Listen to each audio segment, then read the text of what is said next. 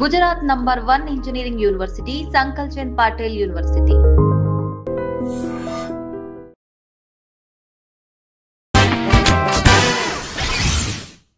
అహంకారం లేని ఆత్మస్థైర్యం, సాధారణతోనే ఓ గొప్పతనం, జీవితాన్ని లోతుగా చూసే ఓ దృష్టికోణం, అన్నిటికన్నా మించి ఏ పాత్రనైనా ఇట్టే చేయగలిగిన నటనా ప్రావీణ్యం, ఇవన్నీ ఒక సైడ్ ఆఫ్ ది కాయిన్ అయితే అన్నిటికన్నా గొప్పగా మన ఇంట్లో మనిషే కదా అని ఆడియన్స్తో ఏర్పరచుకున్న ఓ గొప్పటి అనుబంధం.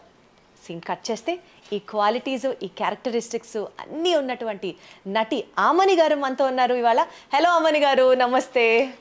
నమస్తే అమ్మా, ఎలా ఉన్నారు? బాగున్నాను. నాకు ఒక్కసారిగా ఆమని గారు 90స్లో మీరు ఒక వెలుగు వెలిగిన ఆ ఆమని గారే ఎగ్జాక్ట్గా ఇక్కడ ఉన్నారు. టైం గడిచింది అంతేగాని ఆమని గారు అలాగే ఉన్నారా అని అనిపిస్తోంది. డెఫినెట్లీ నేను బ్రహ్మాండం సినిమా గురించి మాట్లాడదాం అనుకున్నాను, కానీ బ్రహ్మాండమైన మీ బ్యూటీ సీక్రెట్ ఏంటో తెలుసుకోవాలనుకుంటున్నాను ఇవాళ. Thank you. First of all ఏం లేదు, అంటే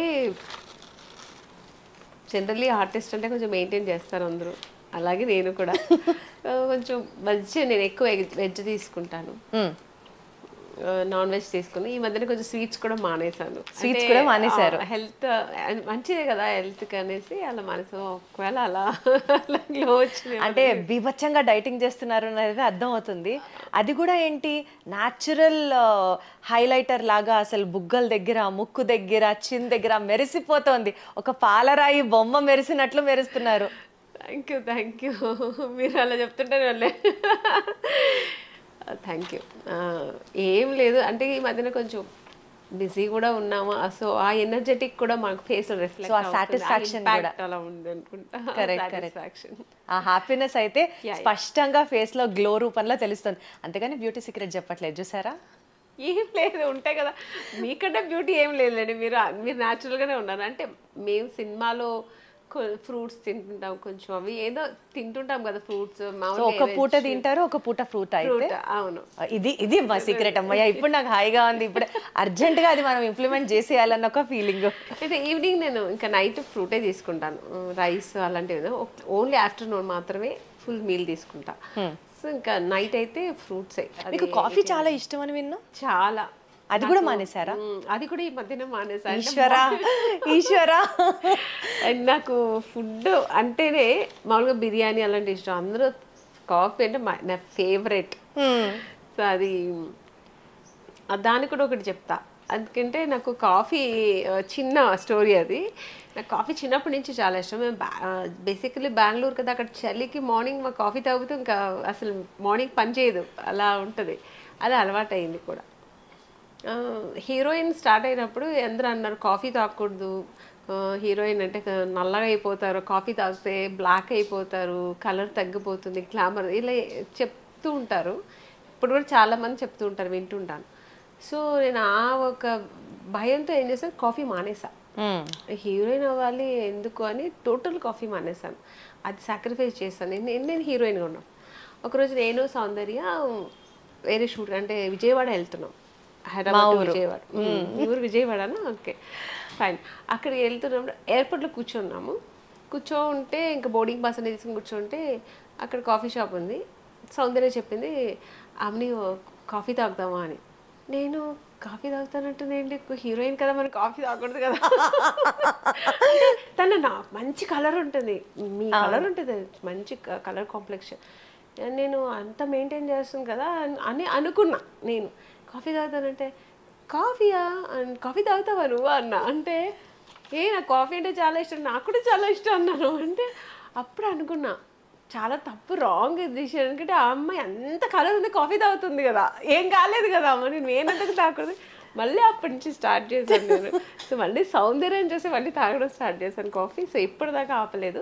ఇప్పుడు ఈ మధ్యన కొంచెం మార్నింగ్ కాఫీ తాగడం మానేసి, ఎందుకంటే ఎంటీ స్టమక్లా తాగకూడదని ఒక డాక్టర్ సజెస్ట్ చేస్తే అది ఫాలో అవుతున్నాను. ఈవినింగ్స్లో ఎప్పుడైనా అలా కొంచెం, అది కూడా ఒక 2 సిప్ చూశాను. ఇప్పుడే మా ఆఫీస్కి వచ్చినప్పుడు కాఫీ ఇచ్చారు, ఇంత లెక్క పెట్టుకొని అది ఎంత ఎంఎల్ ఉందా ఆ కాఫీ అని అనుకోవచ్చు అనమాట. బట్ మొత్తానికి చాలా బ్యూటిఫుల్గా ఉన్నారు. ఇదే బ్యూటిఫుల్ నోట్తో మీ ఫిలిం బ్రహ్మాండం రిలీజ్ అవుతుంది కాబట్టి బ్రహ్మాండం సినిమా గురించి అండ్ కొంత మీ పర్సనల్ స్పేస్ గురించి మాట్లాడుకుందాం. సో మీ రీసెంట్ ఫిలిం బ్రహ్మాండ టీజర్ చూసాము, చాలా ఇంటెన్స్గా ఉంది. మీ రోల్ కానీ స్క్రిప్ట్ కానీ స్టోరీ వర్క్ కానీ అర్థమవుతుంది. డివోషనల్ సినిమాలు ఉంటాయి, థ్రిల్లింగ్ మూవీస్ ఉంటాయి. డివోషనల్ థ్రిల్లర్గా రాబోతున్న ఈ బ్రహ్మాండ సినిమా గురించి ఏం చెప్తారు? ఎగ్జాక్ట్లీ ఇది డివోషనల్ థ్రిల్లరే. అది ప్రొడ్యూసర్ పేరు ప్రొడ్యూసర్ వచ్చి దాసరి మమత, దాసి సురేష్ వాళ్ళ బ్యానర్పై ఈ సినిమా నిర్మిస్తున్నారు. సో రాంబాబు గారని డైరెక్టరు. చాలా ఆయన చూడడానికి కొంచెం సాఫ్ట్గా ఉన్న సినిమా మాత్రం చాలా బ్రహ్మాండంగా చేశారు. నేను అంత అనుకోలేదు, అంటే యాక్ట్ చేసేటప్పుడు మనకు అంత అనిపించదు. సో టీజర్ రిలీజ్ అయినప్పుడు నేను చాలా భయపడ్డాను అసలు టీజర్ చూస్తే. నిజంగా చాలా బాగా చేశారు. ఇందులో చాలా విభిన్నమైన పాత్రలు ఉంటాయి. సో దీనిలో ఒక ప్రత్యేకమైన క్యారెక్టర్ వచ్చి కుమారమ్మని చేసి ఉంటారు. చాలా నా మర్ది క్యారెక్టర్ ఆయన చాలా బాగా చేశారు. ఒక లేడీ గెటప్ వేసుకుని తను దీంట్లో అంటే సో కుమారక్క క్యారెక్టర్ అయితే చాలా ఎక్స్ట్రాడినరీగా ఉంటుంది. ఇందులో చాలా సస్పెన్స్ ఉంటుంది. నేను వచ్చి తన నాకు మర్ది క్యారెక్టర్ తను. సో నాది ఒక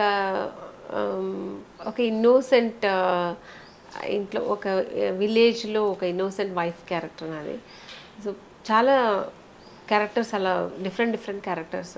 సో టోటల్ కథ అయితే ఇది డివోషనల్ థ్రిల్లింగ్ క్యారెక్టర్.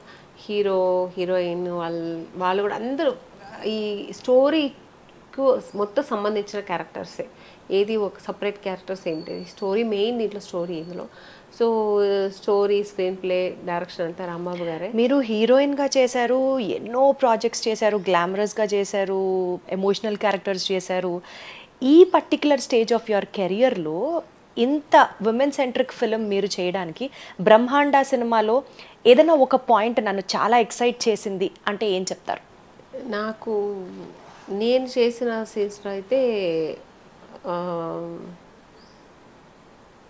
ఈ పాయింట్ వల్ల ఈ సినిమా ఒప్పుకున్నా నేను అని అంటే ఇది ఓవరాల్గా అది స్టోరీ బేస్ అయి ఉంటుంది. స్టోరీ బేస్ అయి ఉంటుంది. నా క్యారెక్టర్ అని కాదు, అందరి క్యారెక్టర్స్ బాగుంటుంది, స్టోరీ బేస్ అయి ఉంటుంది. కానీ ఈ స్టోరీ చాలా నచ్చింది నాకు. కొంచెం ఇది ఒగ్గు కళాకారుల బేస్ చేసి చేసినటువంటి కథ. సో ఆ కథ కోసం నేను ఒప్పుకున్నాను. సో కథలో నేను కాదు, ఆ క్యారెక్టర్ ఎవరు చేసినానే బాగానే ఉంటుంది. సో అలా స్టోరీకి రిలేటెడ్గా ఉంటాయి అన్ని క్యారెక్టర్స్. సో అందుకని ఇట్లా ఏది ప్రత్యేకంగా చెప్పడానికి ఏమీ లేదు. ఈ సినిమాలో మీరు చేసినటువంటి క్యారెక్టర్ ఆమని గారి నిజ జీవితంలో ఆమని గారి క్యారెక్టర్కి ఇది సింక్ అవుతుంది అని ఏమన్నా చెప్పాలి అని అంటే ఏం చెప్తారు? అంటే మీరు చాలా స్పిరిచువల్లా, డివోషనల్లా? నేను స్పిరిచువల్ ఎక్కువ, అంటే డివోషనల్. నాకు చాలా భక్తి ఎక్కువ, దేవుడు అంటే నమ్మకం ఎక్కువ నాకు.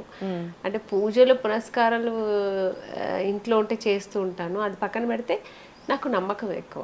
అంటే ఈ మంత్రాలు, మాయలు ఇవన్నీ అలాంటివన్నీ లేదు. దేవుడు అంటే ఒక స్పిరిట్ ఉంది, మనకు మించి ఒక స్పిరిట్ ఉంది అని ఒక నమ్ముతాను. సో అది ఆ ఒక్క శక్తి మమ్మల్ని నడిపిస్తుంది అనేది ఒక నమ్మకం నాకు. సో ఈ సినిమాలో కూడా మీరు దేవుడిని నమ్మే క్యారెక్టరేనా? దేవుడిని నమ్మే క్యారెక్టరే. మీ క్యారెక్టర్ గురించి చెప్పండి బ్రహ్మాండాలో. అది చెప్పాను కదా, ఈ సినిమాలో నా పేరు వచ్చి ఎల్లమ్మ. ఒగ్గు కళాకారుల బేస్ చేసిన స్టోరీ ఇది. సో మా ఫ్యామిలీ ఒగ్గు కళాకారుల ఫ్యామిలీ ఇది. యాదవ కులం అంటారు కదా, అలా ఆ బేస్ చేసిన క్యారెక్టర్స్ అని ఈ సినిమాలో మా క్యారెక్టర్స్ అన్ని. సో దీంట్లో జయరామ్ గారు నా హస్బెండ్ క్యారెక్టర్ చేస్తుంటారు. అదే ఒగ్గు కళాకారులు చేస్తూ ఉండే ఫ్యామిలీ మాది. స్టేజ్ మీద ప్లే చేస్తారు కదా, అలాంటి ఫ్యామిలీ దీంట్లో. సో దీంట్లో కుమారక్క వచ్చి నా మరిది క్యారెక్టరు.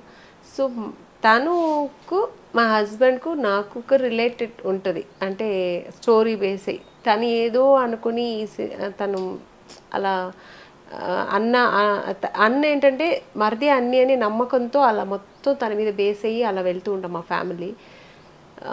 ఇది మొత్తం చెప్తే మీకు అర్థమైపోతుంది. సో అంత ఒక వాళ్ళ రిలేషన్షిప్, అంటే అన్న తమ్ముళ్ళ రిలేషన్షిప్ అంత చాలా గట్టిగా ఉంటుంది. సో మేము కూడా అలా ఒక జాయింట్ ఫ్యామిలీ లాగా అంత బాగుంటాము. ఇది దీన్ని బేస్ చేసి లాస్ట్ క్లైమాక్స్లో ఏం జరుగుతున్నది కథ. సూపర్.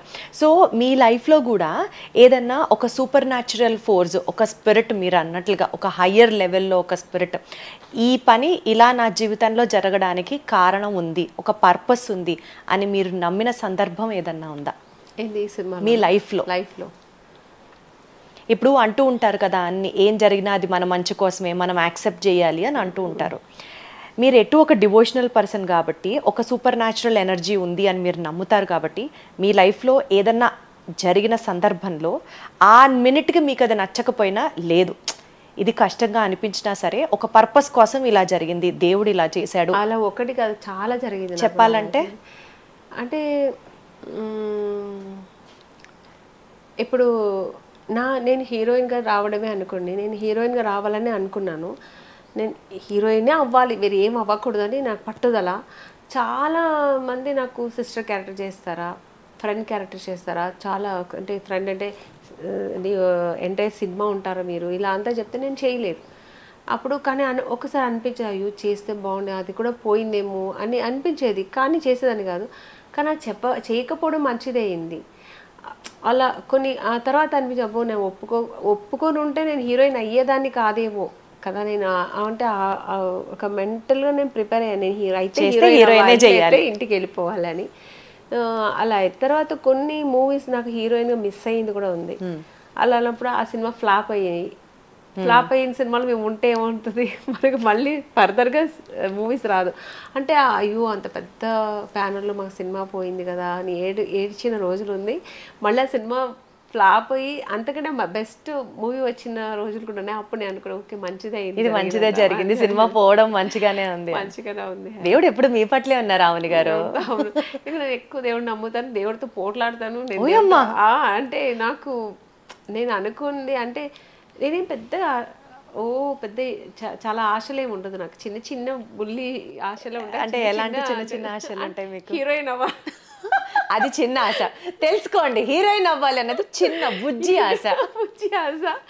అంటే నేను వచ్చిన తర్వాత కొంచెం ఉంటుంది కదా, మనకు వెళ్ళిన వెంటనే, ఎందుకంటే మనకున్న కలర్ కాంప్లెక్షన్ మనకు దీనికి వెంటనే హీరోయిన్ ఛాన్స్. మీ నాన్నగారు మీకు ఓన్లీ 2 years టైం ఇచ్చారంట కదా, 2 years లో నువ్వు ప్రూవ్ చేసుకొని నువ్వు వెనక్కి వచ్చేసేయాలి, ఇంకా పెళ్లి చేస్తాను, లేదా చదువు ఏదైనా అదర్ చదువుతావా, జాబ్ చేసుకుంటా, ఏదైనా నీ ఆప్షన్ అని చెప్పారు. నాకు అదొక భయం, అంత లోపలే మనం ఫిక్స్ చేసుకోవాలి కదా. దొరకలేదు ఒక రోజు ఇలా దొరకలేదు, ఆడిషన్కి వెళ్తాను, ఏం అవ్వట్లేదు అన్నప్పుడు దేవుడి దగ్గర కూర్చొని పోట్లాడేదాన్ని. ఎందుకు నాకు ఈ ఆశ ఎందుకు ముందు తెప్పించావు నాకు ఫస్ట్ అప్పుడు చెప్పు, నేను దీనికి కరెక్ట్ కాదు ఉన్నప్పుడు నాకు ఎందుకు ఆలోచన తెప్పించే ఇంత దూరం వచ్చాను నేను హ్యాపీగా చదువుకుంటుండేదాన్ని కదా అని అనవసరంగా ఆలోచన పెట్టించావు. మళ్ళీ ఆయనే క్వశ్చన్ చేసేదని, మళ్ళీ ఆయనే ఆన్సర్ అడిగేదాన్ని. అలా చాలాసార్లు నాకు దేవుడి మధ్య ఒక చిన్న ఇంట్రాక్షన్ జరుగుతూనే ఉంటుంది ఎప్పుడు. నోట్ దిస్ పాయింట్ దేవాయి సార్, మీరు నేను కూడా మాట్లాడుకుందాం ఇదే యాంగిల్లో. నాకు అలా చాలా డౌట్లు ఉన్నాయి, మీరు దానికి ఆన్సర్ ఇవ్వాలి. సో ఇనీషియల్గా మీరు ఇండస్ట్రీలోకి వచ్చిన తర్వాత, అది కూడా 2 years డెడ్ లైన్ పెట్టుకొని వచ్చిన తర్వాత, లాంచ్ అవ్వడానికి ఒక స్టార్డమ్ని మీరు చూసే ముందు మీరు ఎలాంటి స్ట్రగుల్స్ ఫేస్ చేశారు రామణి గారు? అదే చెప్తున్నాను కదా, అంటే బేసికలీ మీరు చెప్పినట్టు ఇప్పుడు కొంచెం మెయింటెనెన్స్ చేస్తూ ఆర్టిస్ట్గా మనకు అన్నీ తెలుసు ఇలా చేయాలి. స్టార్డమ్ వచ్చే ముందు మనకు తెలియదు కదా. పైగా నేను చదువుకుంటున్నాను, ఎడ్యుకేషన్ ఆఫ్లో వదిలేసి నేను వచ్చాను, జస్ట్ అలా వచ్చి ట్రై చేయడానికి వచ్చాను. నాకు అప్పుడు ఏమీ తెలియదు, సినిమా అంటే ఏంటి, ఎలా ఉండాలి, ఎలా హెయిర్ స్టైల్ చేసుకోవాలి, లిప్స్టిక్ వేసుకోవాలా, అది కూడా తెలియదు. పార్లర్కి వెళ్తేనే వెళ్ళి గ్లామర్ పెంచుకోవాలని కూడా తెలియదు. అంటే టోటల్ మాది కొంచెం మా ఇంట్లో ఎక్కువ మా నాన్న ట్రెడిషనల్గా ఉంటారు, కొంచెం ఆయన ఆర్థోడాక్స్ ఫ్యామిలీ కదా. బొట్టు లేకుండా ఇంట్లో ఉండకూడదు, పూలు లేకుండా ఉండకూడదు, ఇంట్లో చేతిలో గాజులు లేకుండా ఉండకూడదు, ఒంటి నిండా బట్టలు వేసుకోవాలి, ఇలా నాన్నగారు పెంచారు. సో నాకు ఇవన్నీ కొత్త అనిపించింది వచ్చినప్పుడు. అందుకని కొంచెం టైం పట్టింది నాకు, నా సినిమాకు సపరేట్గా ఇలా తయారవ్వాలని కనుక్కోవడానికే కొంచెం టైం పట్టింది. అలాంటప్పుడు కొన్ని ఇవన్నీ నాకు చాలా స్ట్రగుల్ అయ్యాను కొంచెం, నేను బాగానే వెళ్ళినప్పుడు దొరకకపోతే, లేదమ్మా నువ్వు ఇదే పెళ్లి కూతురులాగా తయారై ఇలా వచ్చి ఇలా పెళ్లి కూతురులా ఇలా కూర్చుంటే కుదరదు, ఇలా అంతా అనేవారు అన్నారు. అది కూడా అన్నారు. అంటే నేను కొంచెం షై ఫీల్, నాకు చుట్టూ మగాళ్ళు కూర్చొని ఉంటే ఆ షై ఫీల్ ఉండేది. యాక్టింగ్ నాకు ఇష్టం, బట్ ఇలా 10 మంది మగాళ్ళు నేను ఒక్కతే ఆడపిల్లలు కూర్చున్నప్పుడు కొంచెం భయం అవన్నీ ఉండేది నాకు. సో అదంతా పోవడానికి నాకు ఒక 1 year పట్టింది నాకు. మా సినిమా ఆ ఒక వాతావరణానికి నేను అడ్జస్ట్ అవ్వడానికి నాకు 1 year పట్టింది. ఎప్పుడన్నా అసలు మనకి ఇదంతా ఎందుకు అనవసరమా, వెళ్ళిపోదాం నాన్న చెప్పి చాలా సార్లు ఎలాంటి సందర్భాల్లో సిచ్యువేషన్ ఇప్పుడు అది వెళ్తాము ఏదో పెద్ద ఆశతో వెళ్తాం, అబ్బో ఇప్పుడు దొరికిపోతుంది, నేను హీరోయిన్ అయిపోతే ఇవాళ అయిపోయింది రేపు షూటింగ్ వెళ్ళిపోతాం అని ఆశతో వెళ్తాము. అక్కడ వెళ్ళిన తర్వాత వాళ్ళు డ్యాన్స్ చేయమంటారు, యాక్టింగ్ చేయమంటారు, ఆడిషన్ అన్నీ చేస్తారు, అంతా బాగుంది, ఫొటోస్ బాగానే చెప్పి పంపిస్తామని మళ్ళీ కాల్ రాదు. అప్పుడు ఏమవుతుందంటే చాలా డిసప్పాయింట్ అవుతాను. అయినప్పుడు ఇంకా అప్పుడు అంతే రూమ్లో కూర్చొని దేవుడితో ఏడవడమే, ఎందుకు ఇలా జరుగుతుంది, నేను కావాల్సిన ఎఫర్ట్ చేస్తున్నాను కదా, సినిమా అందుకు దానికి ఎఫర్ట్ చేస్తున్నాను, మరి ఎందుకు నాకు దొరకట్లే, ఏంటి ప్రాబ్లం ఏంటి అని ఆలోచించి ఆ తర్వాత కొంచెం జిగుప్స కూడా వచ్చింది, ఎందుకు వెళ్ళిపోదాం, ఎందుకు మనకు సెట్ అవ్వదేమో, నా తనలో రాయలేదేమో హీరోయిన్ అవ్వాలని. అంటే చెప్పేవారు ఫ్రెండ్ క్యారెక్టర్ అన్నీ చేసేసి ఫ్రెండ్ క్యారెక్టర్ చేస్తావమ్మా, సిస్టర్ క్యారెక్టర్ చేస్తావా, హీరోయిన్ ఆడిషన్కి వెళ్ళినా అంతా చూసేవారు, డాన్స్ చేస్తే చేయమో బాగుంది అనేవారు, క్లాప్స్ కొట్ట అన్నీ చేసేవారు. మళ్ళీ నెక్స్ట్ సిస్టర్ క్యారెక్టర్ చాలా బాగుంది, మంచి క్యారెక్టర్, చాలా లాంగ్ ఉంటుంది, మంచి క్యారెక్టర్ అనేవారు, ఎమోషనల్ ఉంటుంది అనేవారు. నేను చేస్తే హీరోయిన్, లేకపోతే అవసరం లేదని అంటే వాళ్ళతో చెప్పేదాన్ని కాదు, లేదు సార్ నాకు ఇంట్రెస్ట్ లేదని చెప్పి వచ్చేసేదాన్ని. సో అలాంటప్పుడు నాకు అనిపించేది సో బ్యాక్ టు బెంగళూరు వెళ్ళిపోదాము అని. అప్పుడు మా మమ్మీ ఎక్కువ ధైర్యం ఇచ్చింది, ఎందుకు ఇంకొక 6 months ట్రై చేద్దాం, టైం ఉంది, నువ్వు చిన్నపిల్ల కదా ఏం కాదు, ట్రై చేద్దాం, దొరకలే అంటే మనకు ఉంది, మనకి ఇల్లు ఉంది, మా ఊరుంది, హ్యాపీగా వెళ్ళిపోదాం, ఇవేం అనుకుంటావు అది చేద్దాం కానీ ఎందుకు ట్రై చేద్దాం అని అమ్మ ఇచ్చిన భరవసతో అలా ధైర్యంతో ముందుకెళ్ళాను. సక్సెస్ అయింది. సూపర్. అసలు గ్లామరస్గా కనిపించాలి అన్న, హుందాగా కనిపించాలి అన్న, ఎమోషనల్గా కనిపించాలి అన్న, అమాయకంగా నటించాలి అన్న, అసలు కొన్ని క్యారెక్టర్స్కి ఆమని గారు అయితేనే పర్ఫెక్ట్. అసలు ఆ సినిమా పేర్లు నేను చెప్పుకుంటూ వెళ్తే శుభలగ్నంలో ఏమిటో ఆ డైలాగుకి ఇప్పటికీ ఫ్యాన్స్ ఉన్నారు. ఆ హిట్స్ ఎరా మీది, జంబలకడి పంప దగ్గర నుంచి చూసుకుంటే శుభలగ్నం, శుభ సంకల్పం, నంది అవార్డు కూడా వచ్చింది మీకు ఆ సినిమాకి, 3 అవార్డ్స్. సో ఈ కెరియర్లో వెళ్ళిపోవాలి నేను ఇండస్ట్రీ వదిలి అని అనుకున్న మీకు ఒక పీరియడ్లో ఆ టైంలో మా నాన్నగారు కూడా ధైర్యం చేయాలి. ఎప్పుడు మా నాన్నగారు వద్దు అన్న వాళ్ళు ఇక్కడ వచ్చిన తర్వాత నా ఒక ఇంట్రెస్ట్ చూసి, మీ సక్సెస్ని చూసి, సక్సెస్ ఇంకా రాలే అప్పుడు, నేను నా ఇంట్రెస్ట్, నా ఒక హార్డ్ వర్క్ అని చూసి, పట్టుదల అంతా చూసి నాన్నగారు కూడా లేదు నువ్వు అవుతావు, ట్రై చేయి అని నాకు అప్పుడు నాన్నగారు అప్పుడు కొంచెం సిక్ అయ్యారు. ఆ బెంగళూరు నుంచి చెప్పేవారు అంట ఫోన్లో మాట్లాడేప్పుడంతా, ధైర్యంగా ఉండు అవుతావు నువ్వు అని. మా నాన్నగారు బేసికల్ ఆయన ప్రొఫెషనల్ వచ్చి ఇది డిస్ట్రిబ్యూషన్, ఫిల్మ్ డిస్ట్రిబ్యూషన్, అదే తెలిసిన ఫ్రెండ్స్ దగ్గర అంతా సర్కిల్లో చెప్పారు. అలాగే నేను వచ్చాను. మా నాన్నగారు ఫ్రెండ్స్ సర్కిల్లో వాళ్ళ నుంచే నాకు సినిమా అంటే ఏమీ తెలుసు, అంటే నాకు ఎలా మూవ్ అవ్వాలని కూడా తెలియదు. వాళ్ళే కంపెనీస్ తీసుకెళ్ళేవారు అన్నమాట. ఈ కంపెనీ ఇలా పెద్ద తమిళ్లో ఫస్ట్ చెన్నై కాబట్టి అక్కడ నార్మల్గా తమిళ్ మూవీస్కే ట్రై చేశాను, కానీ నాకు ఎక్కువ సక్సెస్ వచ్చింది తెలుగులో. ఆ సక్సెస్ని మీరు ఎలా హ్యాండిల్ చేశారు అంటే, అసలు ఏమీ తెలియని స్టేజ్ నుంచి వరుస పెట్టి బ్యాక్ టు బ్యాక్ హిట్స్ చూశారు మీరు. ఆ పీరియడ్ అంతా మీ కెరియర్లోనే ఒక గోల్డెన్ పీరియడ్ అని చెప్పొచ్చు. ఆ సక్సెస్ హైస్ని ఎలా ఎంజాయ్ చేసేవారు ఆమని గారు? చాలా, అసలు ఇంకా అది మాటలు లేవనుకోండి. నేను హీరోయిన్గా బుక్ అయినప్పుడే ఇంకా గెంతలేసాను, సాధించేసానని. కానీ దాని తర్వాత ఒకటి ఉంది కదా, సక్సెస్ అయితేనే, లేదంటే పక్కన పెట్టేస్తారు సినిమా. ఒక 1 or 2 మూవీస్ తర్వాత సక్సెస్ కూడా దాంట్లో ఉంది కదా, అది సెకండరీ. సో సక్సెస్ వచ్చిన తర్వాత ఇంకా దేవుడికి నేను ఎంత కృతజ్ఞత చెప్పానో నాకు తెలియదు, ఎలా చెప్పాలి కూడా తెలియదు, కానీ చెప్తూనే ఉన్నాను. ఇప్పటికీ నేను అంటే అలా ఇదొక హీరోయిన్ అనే ఒక విషయం మాత్రం కాదు, నా లైఫ్లో నా మ్యారేజ్ కానీ, నా పిల్లలు పుట్టడానికి కానీ, ఇవన్నీ నాకు అన్నీ ఏది ఈజీగా దొరకలే. నా లైఫ్లో అన్నీ దొరికాయి, అన్నీ ఈజీగా దొరకలే, అన్నీ నాకు కొంచెం కష్టపడి దొరికింది, అంటే స్ట్రగుల్లోనే దొరికింది ఏదైనా నాకు. సో అందుకని నాకు ఆ వాల్యూస్ తెలుసు, ఆ ఆ వాల్యూ నేను ఎంజాయ్ చేస్తాను మీ పర్సనల్ స్పేస్లో ఎలా మాట్లాడుతున్నారు చెప్పండి, అలా కష్టపడితే దొరికింది అనేది. సినిమా అన్నది మాకు అర్థమవుతుంది. అవుతుంది. సో ఇప్పుడు మ్యారేజ్ అంటే వదిలేయండి, అది నేను ఇష్టపడి నేనే వెళ్ళాను చేసుకున్నాను. సో పిల్లలు అనేప్పుడు నాకు పిల్లలు కొంచెం లేట్ అయింది నాకు, అంటే మెడికల్ రీతిగా నాకు కొంచెం ప్రాబ్లం అయింది, నాకు పిల్లలు అవ్వలే. సో అలాంటప్పుడు కొంచెం దాంట్లో కూడా స్ట్రగుల్ అయ్యాను. అప్పుడు కూడా నేను దేవుడిని నమ్మాను.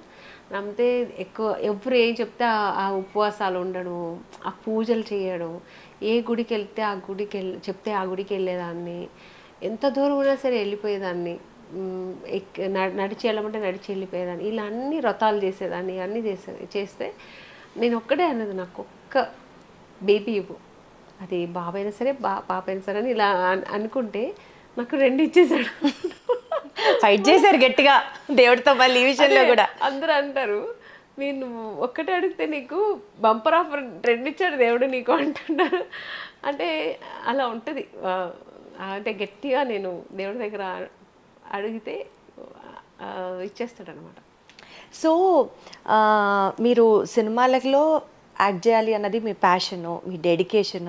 ఒకసారి మీరు సినిమా చేస్తున్నప్పుడు, ఎస్పెషల్లీ ఒక కన్నడ సినిమా అనుకుంటా చేస్తున్నప్పుడు, నాన్నగారికి ఒంట్లో బాగాలేకపోవడం, ఆయన కాలం చేయడం, ఆ విషయం మీకు చెప్పకపోవడం, అట్లీస్ట్ ఆయన లాస్ట్ సారి కూడా చూసే అవకాశం మీకు రాకపోవడం, ఇవన్నీ మీకు అనిపించిందా అండి? బికాజ్ సినిమా వల్లే కదా ఈరోజు నాన్న నేను చూడలేకపోయాను, నేను ఈరోజు పక్కన ఉండుంటే బాగుండు అని అనిపించిందా? అనిపించలేదు నాకు. సినిమా అంటే నేను సినిమా చాలా ఇష్టపడతాను. నేను సినిమా నా లైఫ్, సినిమా నా ప్యాషన్. సినిమా అంటే నాకు నరాల్లో నిండిపోయింది. నాకు సినిమా అంటే నాకు తెలిసి 5 years బేబీ నుంచి నేను ఇష్టపడ్డాను ఈ ప్రొఫెషనల్ని.